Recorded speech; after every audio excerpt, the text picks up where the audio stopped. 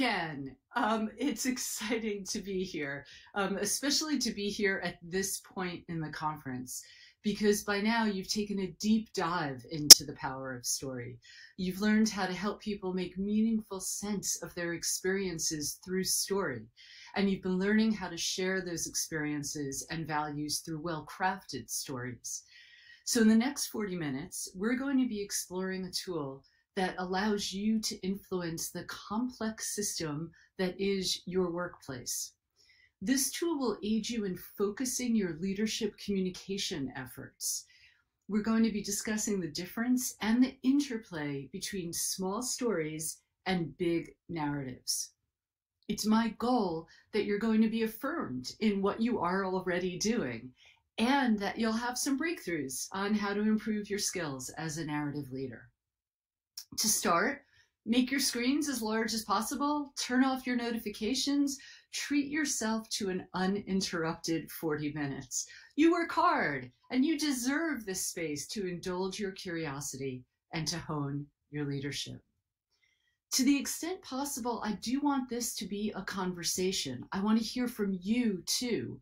So I encourage you to ask questions at any time. We'll go to questions toward the middle of our time together, and Artem has full authority to interrupt me as necessary with pressing questions.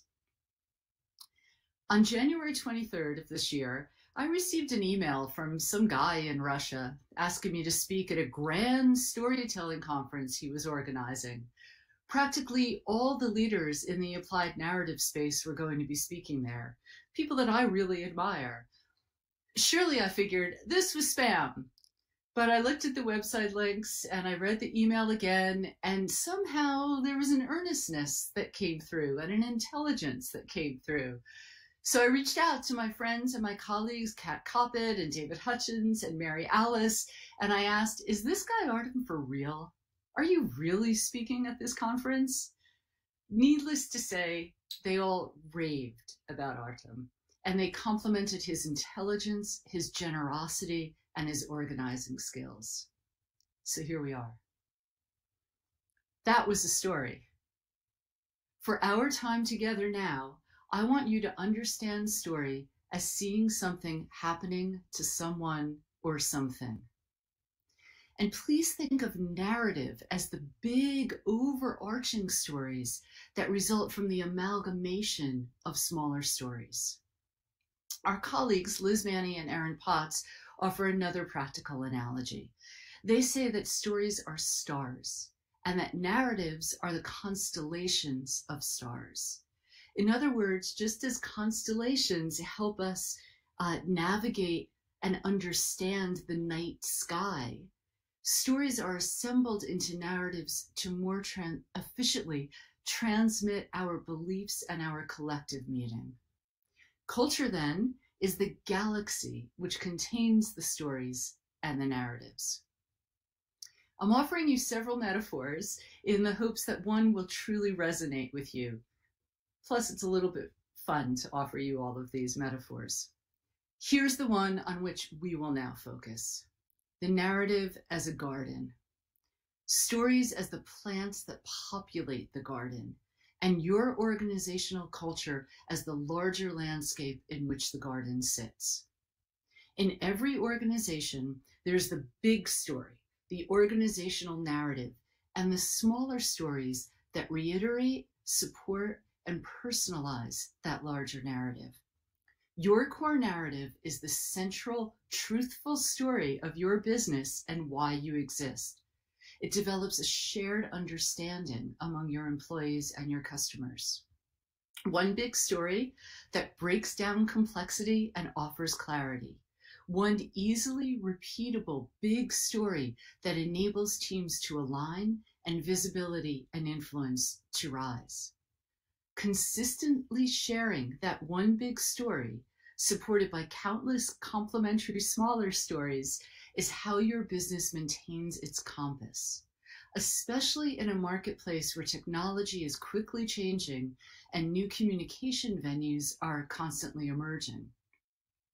Your company narrative is what it is. It is not falsely aspirational. You don't make up narratives. You find them.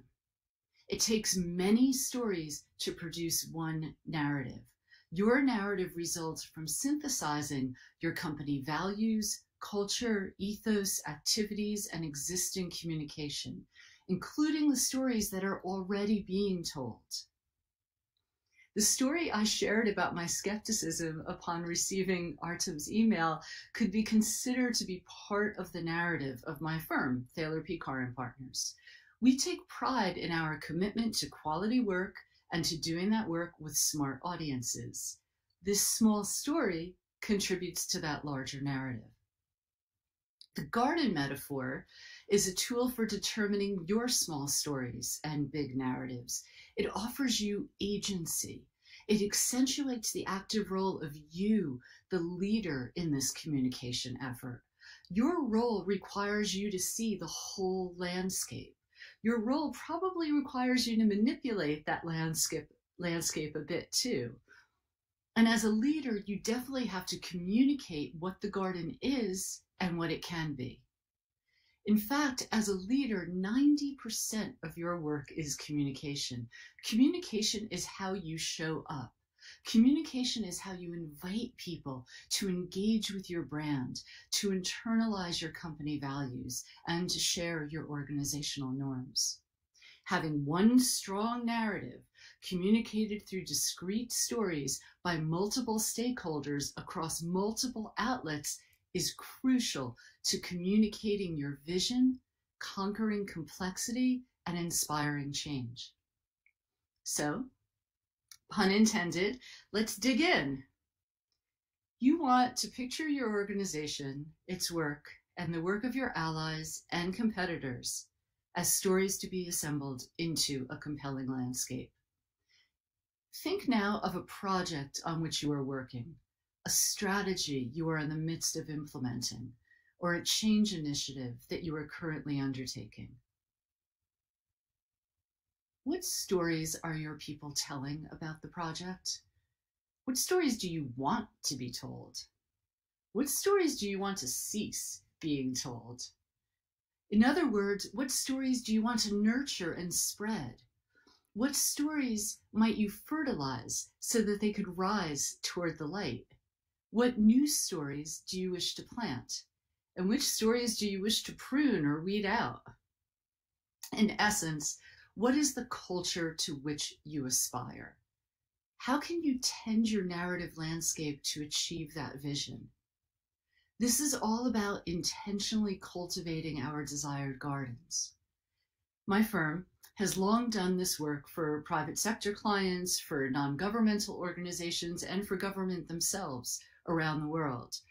We're renowned for finding stories and for determining the thread that weaves them together. Through our narrative, multimedia, and oral history work, we guide organizations in connecting the past, the present, and the future. I discovered the usefulness of this narrative garden metaphor while I was in Chile. I was working with education advocates around communication and storytelling strategy. They knew what they wanted to say, and they knew the stories they wanted to suppress, but they were immobilized with the immediacy of the task. In conversation, I started thinking about the communication landscape as a garden, and poof, lights went on and communication planning began in earnest. I was in Chile to do narrative work with that nation's largest agricultural company. They were approaching a public offering, the biggest in Chile's history. In preparation for increased attention from that IPO and to provide conceptual unity to its diverse brands and product lines, they hired my firm to interview top management and key outsiders, to elicit leadership stories, and to determine and draft an institutional narrative. Again, we did not invent the narrative.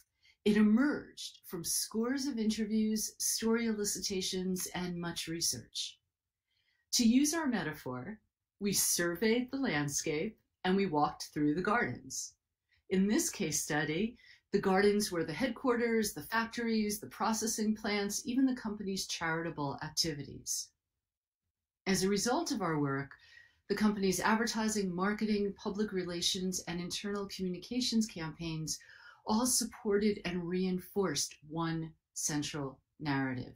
They entered the IPO with a heightened brand identity and with employee and citizen pride and with excitement. That was an example of spreading and nurturing stories. Think of it as fertilizing the plants of value so that they grow deeper roots. Sometimes my firm works to guide companies in the planting and seeding of stories and narratives. We worked with an experiential design firm. Their largest client is Google, for which they design truly astonishing retail spaces. But because much of their work was under strict non-disclosure agreements, they still are forbidden to speak about many of their projects. The code of silence has permeated the firm, even as projects launched and they became public. Meanwhile, this company was quadrupling in size and revenue. They were having a really hard time recruiting high-quality designers and engineers, partly because there was no story in the marketplace about what they did. And to make matters even worse, they had to have let people go for poor performance. So they had a staff that had no idea what to say about the firm, and they had former disgruntled employees that were filling that narrative space with their own undesired stories. The CEO, who I will call Corinne, reached out to me after she was on a business trip to Europe with one of their young designers. He still lived at home, and she asked him what his parents thought about his work. He replied that he hadn't told them anything about his job because he thought he wasn't allowed to. Corinne realized that she needed her people to be sharing a common narrative about the firm and to have the marketplace repeating that story. So after extensive interviews, research, and participatory story workshops in this case, one central narrative emerged from the plethora of stories that we heard. Not only does that firm now use the narrative to define their identity and to engage current and potential employees, they're also using it to spark stories and to share knowledge among employees inside of the company. So my lesson here is, just as you consider the people that you wish to add to your culture, consider the stories that you want to add too. And sometimes we do focus on weeding out stories. We were hired by a financial services company to coach every employee in our trademarked heart, head, and hand persuasive communication process.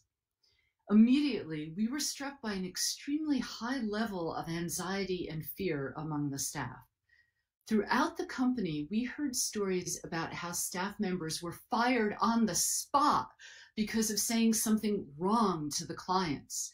This big story had spread throughout the firm, practically silencing people from speaking up and from sharing ideas and concerns. The reality was, no one had ever been fired. When we asked for the small stories, the actual examples of this retaliation against employees actually happening, there were none. So we had to weed out that false narrative. So the lesson here is that you want to pay attention to the spread of disinformation within and encroaching upon your garden. These weeds can damage morale and they can distort your organizational brand. And here's my final example, in which Thaler Pecar and Partners got our hands dirty, planting, seeding, and weeding all at once. A global pharmaceutical company approached us for help because they were encountering pushback implementing a new compliance and integrity program worldwide. We worked with a select cohort of their senior leaders around the world, directing them in finding and refining and delivering their own stories of compliance and integrity. In this example, by focusing on stories with both the attributes of integrity and the absence of compliance, the leaders were able to efficiently and effectively demonstrate the expected norms and behaviors. In targeted global programming, the leaders shared their stories and they invited their audiences to imagine themselves in the culturally appropriate situations, behaving with similar integrity. Through their stories, the leaders explained what to do and what not to do. The leadership invited participation in the new narrative and compliance accelerated. In this case, we seeded the stories of the new protocols.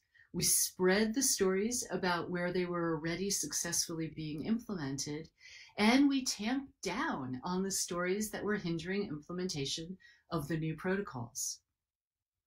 Cultivating the seemingly small stories in the large change narrative made the strategy real and more easily operational.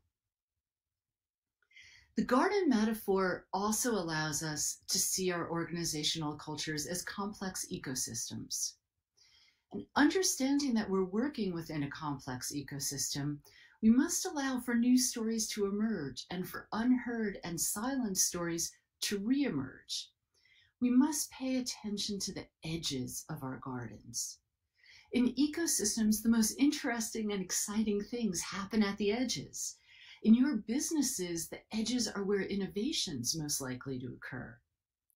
Every employee in your organization has the power to amplify or detract from your culture. Every story that is told, that is even whispered, has the power to enhance or diminish your efforts. So as you survey your landscape and as you become intentional about the narratives that you wish to cultivate and the stories that you desire to plant and to grow, think too about what you are not hearing. Are there voices that are going unheard? What are your checks for ensuring that you're not listening only to what you want to be hearing or think you need to be hearing?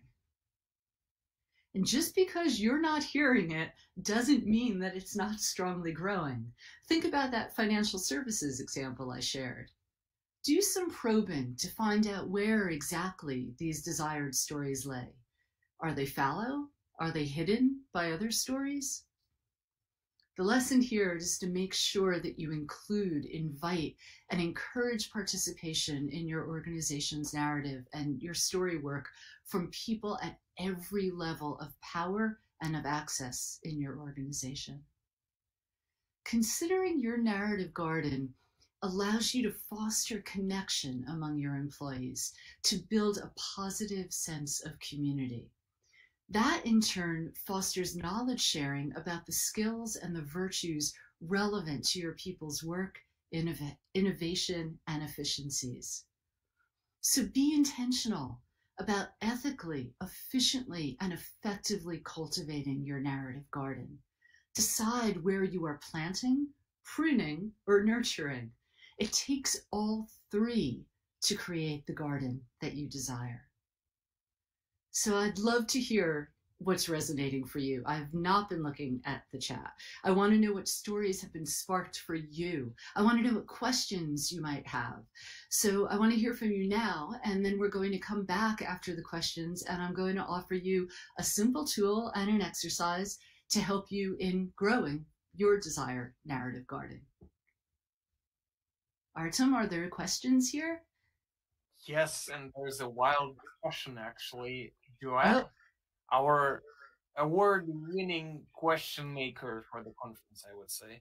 She's asking, stories talk about the beautiful garden, but when you come closer, you realize the plants are out of plastic. Employees know it, but management still talk about the wonderful garden.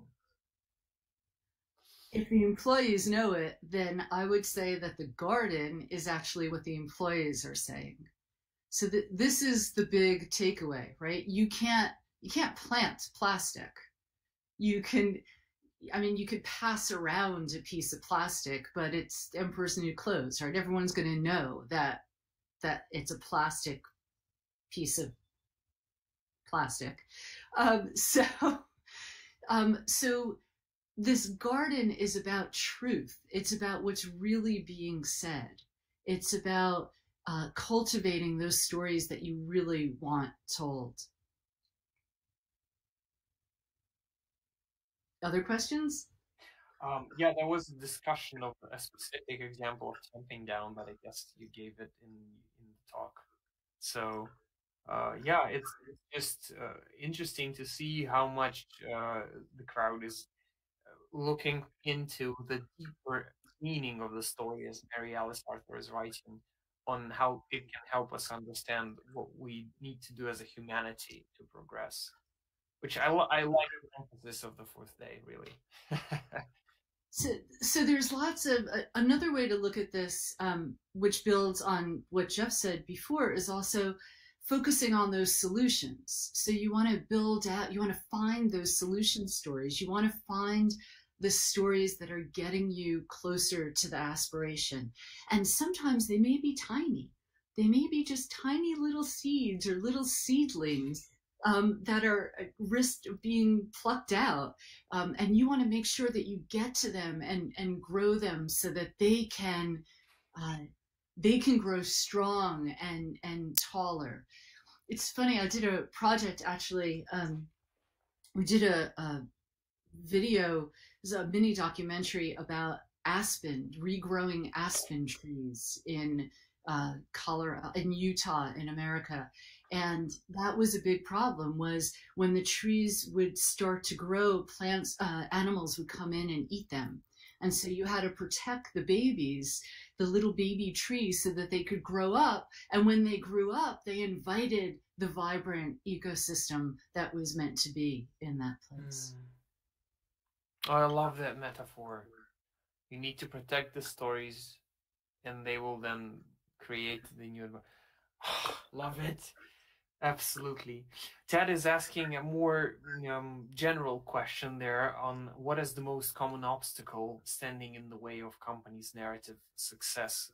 So maybe an example here. Not listening, to reiterate another theme that's coming up, right? Not listening, indicating that only certain stories are enabled to be told. That's a big problem that we hear a lot too, is people think, oh, you can only tell stories about this one thing. You can only tell stories about how we're great, we've always been great, and we're going to continue to be great. Well, if you're always great, you don't have to get greater, right? So you're tamping down on stories of innovation by only telling this one old story that gets told so much, nobody's playing with it, no one's taking it apart, no one's adding to it, and nobody's saying, here's a story, what does that spark for you? What's a new story of innovation? What's happening at the edges? Where are you seeing this kind of work happen? Another thing is an assumption that there are stories out there, or not repeating the stories that you want. A big part of my job often is going into organizations, and you'll hear the CEO say, well, okay, it's like the piano story. Everybody knows the piano story. And I'm the skunk in the garden who has to raise her hands and say, does everyone here know the piano story? And then you see the employees go, I don't really know it, because it's never been taken out. It's just a title that's meaningless. So unless you invite people, every single stakeholder, your employees, your customers, your vendors, to walk around inside of those stories and to internalize them and add to them themselves, you don't have a garden. Yeah. Wow. Great example there. Thank you so much. Taylor, we have some more questions coming in. Would you like to go into, or? Libby, I want about 5 minutes at the end. So if you'd like, I can close up now. I don't know if you want to get back on. Why don't we go into the exercise you were thinking about, and then moving to the questions. Okay, and I can hang out in the chat as well afterwards. Yes. So take out a couple of pieces of paper, two pieces of paper, and on one piece, I want you to write down at least one of your company values, just one. On the other piece of paper, I want you to draw a line across the middle. And above that line, and toward the top of the page, I want you to jot down the title of a well-told, well-known story about that value.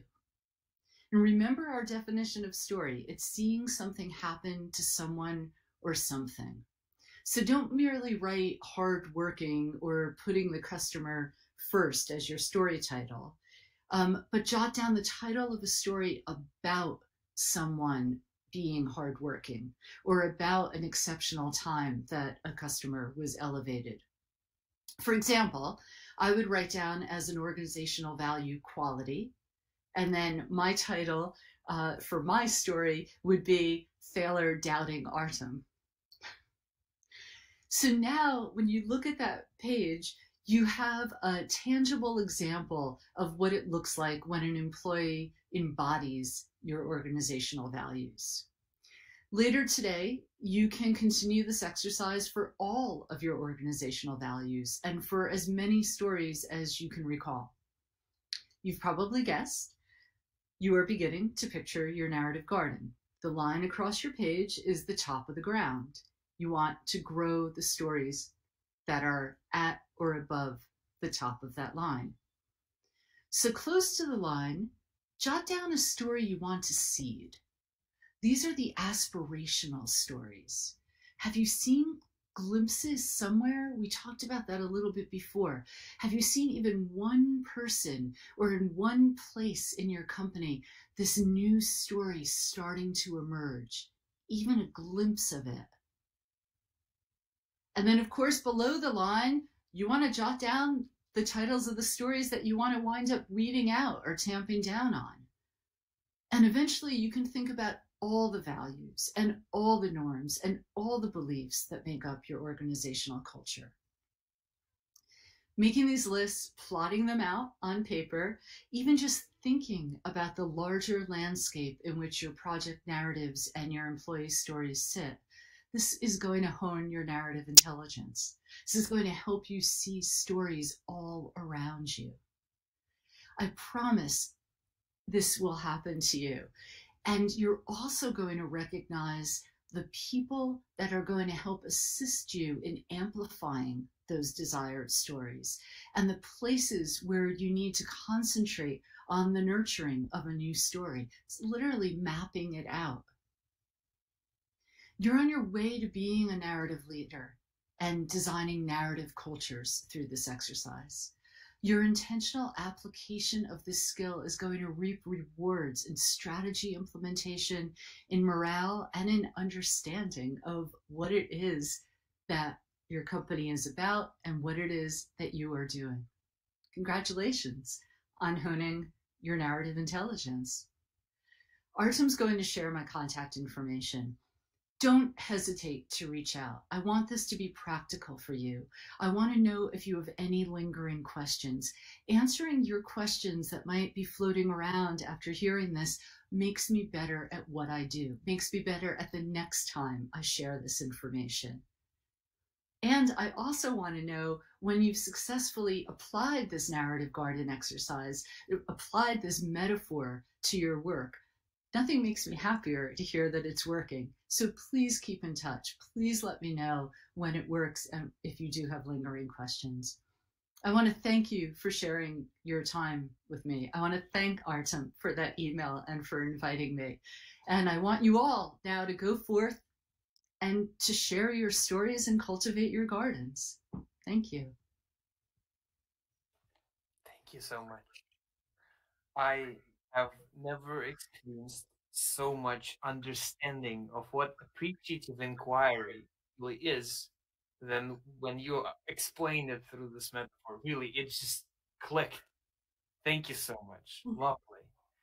We have some questions in the chat, actually in the form of metaphor. And let me start off with Cam's. So she's writing about the metaphor. What is the difference between maintaining the garden metaphor for story versus public relations? Which is building the story you want rather than reality? Tough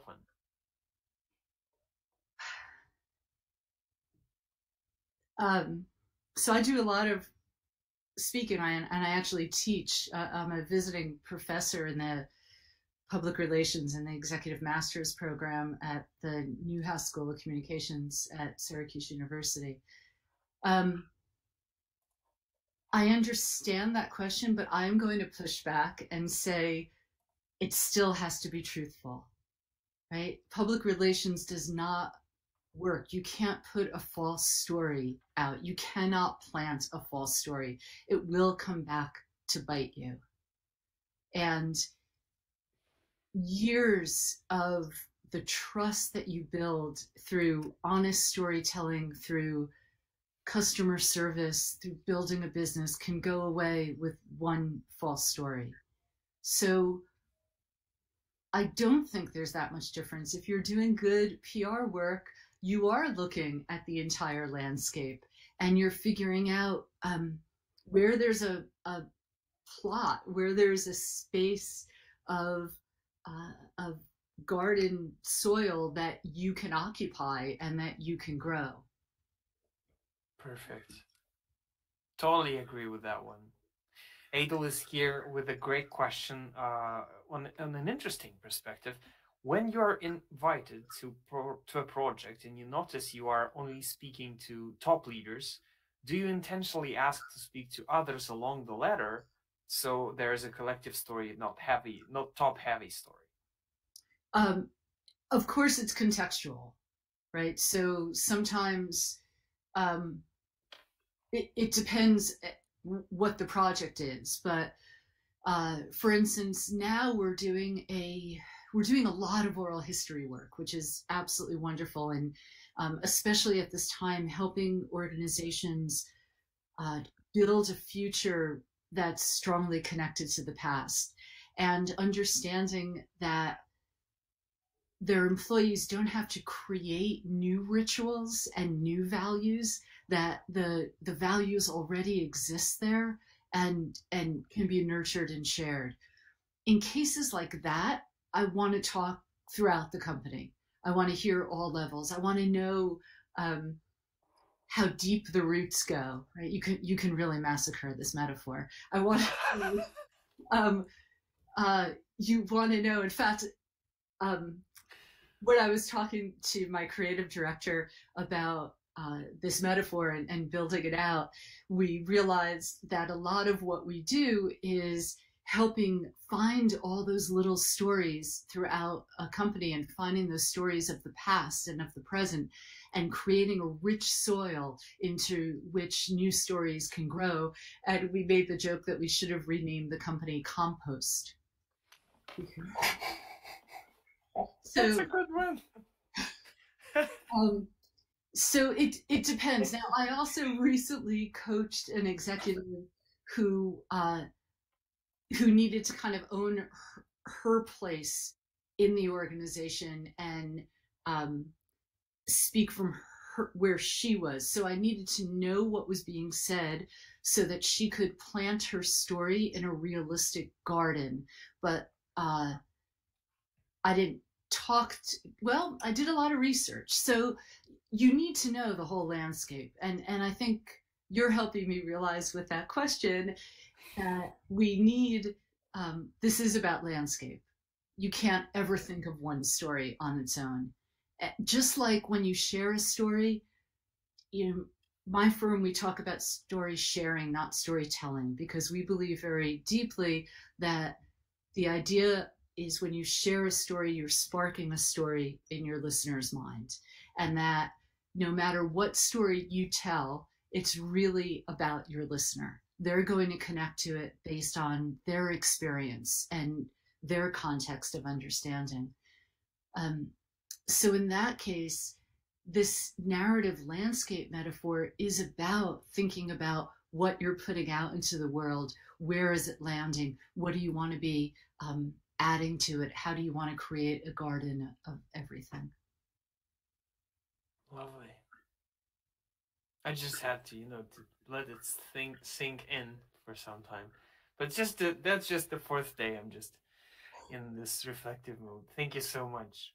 Taylor, we have just one more question here, and I can see more coming, but I want to ask you to answer it orally, so because it's beautifully formulated question. So Lucas wants to know, what if the flowers are resistant to grow and the gardeners, senior stakeholders, are not aligned on what to do? Any advice?